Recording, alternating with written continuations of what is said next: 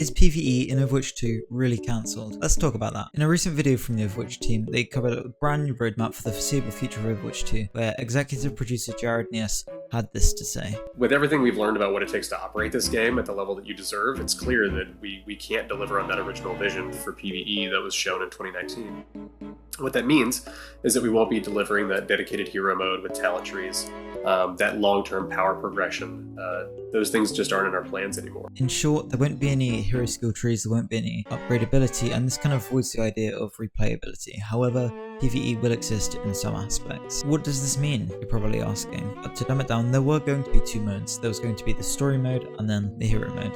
The story mode is the thing that's going to still exist. However, the hero mode is going to be the thing that's being removed. The hero mode allowed for a lot of replayability with different upgrades for heroes, as you're seeing in these videos here. That unfortunately won't be making it to the game. Hopefully, the story mode they showed at BlizzCon 2019 will be making it into the game in its full fruition. However, the fact that we have been lied to regarding the hero mode makes me very skeptical about the limits and the capacity of what the story mode is going to be like. But why are players mad? You're probably now asking. Well, let's take a look into that. Blizzard announced in March 2020 that they were slowing down the content that was being added to Overwatch 1. This was to supposedly focus a lot more manpower into the PvE mode of Overwatch 2. Everyone accepted this kind of reluctantly, but no one knew the consequences that this would have on Overwatch 1 as a game. After Echo was added on March 18th in 2020, this led to a major content drought that lasted 2 years until Overwatch 2. There were only 2 maps added during that time, and they were both deathmatch maps, so not really anything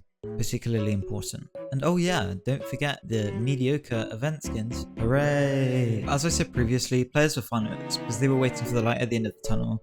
That was PvE.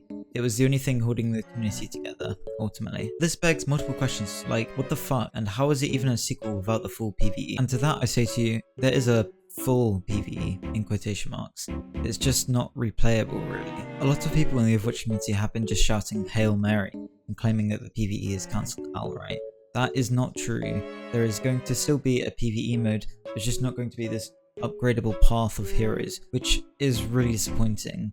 I'm still glad we're getting something of PvE. I just hope it is as good as they've claimed. But the real insult to injury here is the lack of clarity and the amount of deception between Blizzard and their fanbase. This is shown by Aaron Killer in a recent GameSpot interview where they asked when they decided to change strategy to support more of a PvP model. And Aaron Keller said it was about a year and a half ago, and if you know anything about basic maths, that was before the actual launch of Overwatch 2, so we've been deceived even before the game was released, which makes them incredibly hard to trust, honestly. And if you're an Overwatch 1 veteran, then you obviously know of the previous times Blizzard have fucked over the Overwatch fan base. So as someone who's played Overwatch from very early on, this really isn't too surprising, but it is incredibly disappointing, because everyone has been looking forward to the hero mode and the skill tree, which makes it more MMO-like, and it's just such a fucking disappointment. But who's to blame here?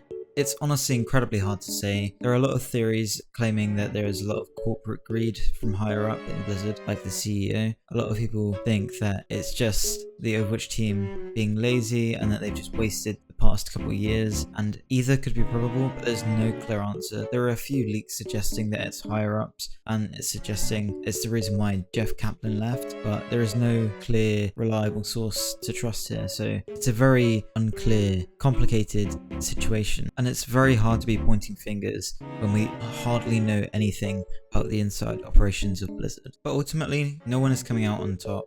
The devs are losing the remaining support and trust of the player base, and the players are really disappointed in the news, veteran players and new players alike. All we can do is wait until PvE releases in Season 6 and hope that it's going to be good. And that's kind of the end of this video. This video is a bit more different from other videos, it's a lot more long format. If you like this content, then please let me know in the comments. But thank you for watching this if you've made it all the way through. Check out my YouTube for more content coming soon. Thank you for watching.